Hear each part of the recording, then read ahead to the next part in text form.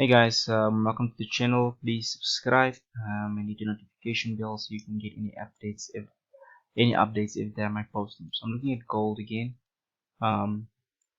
So obviously, as anticipated, we expected to see some reaction from gold from this supply zone, but the expectation was that this supply zone would eventually bring us to this demand, also just taking out all the liquidity resting below these lows here.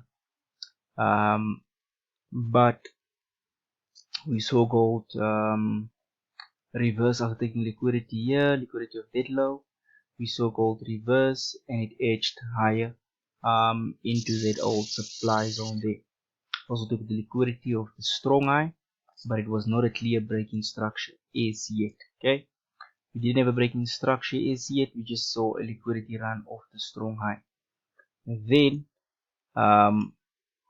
I saw price coming below here, as I said, to take out these lows, and now it looks like price is retracing back to the supply zone here.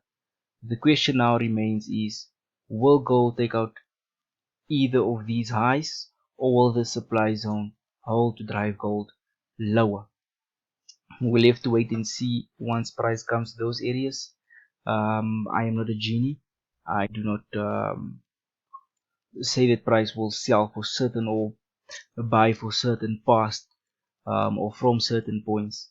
I just look for certain setups which I'll share with you on the 1 minute time frame. That confirms to me that I am actually supposed to buy, right? So whenever I see this setup here, as you can see, the setup here, that particular setup here, when I see that, and then I know that I should actually buy whenever I see that. Okay, so that's the setup there. Whenever I see price take out a high that created a low, leaves fair value gap in the displacements, trades back into the demand zone, and then I take a buy from there. Okay, this can also fail you, but 7 times out of 10 it will not fail you. So this is what I look at in terms of buying and selling certain price points for confirmation. So I know that because I got this confirmation, price is looking to drive higher towards like I said, this supply point.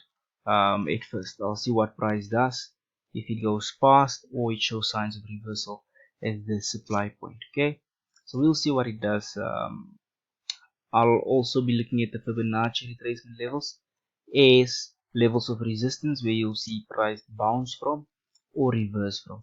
So that's what I'm looking at for the week to come. I'm looking for the supply zone to be filled, and then we'll see what happens if price goes lower or not.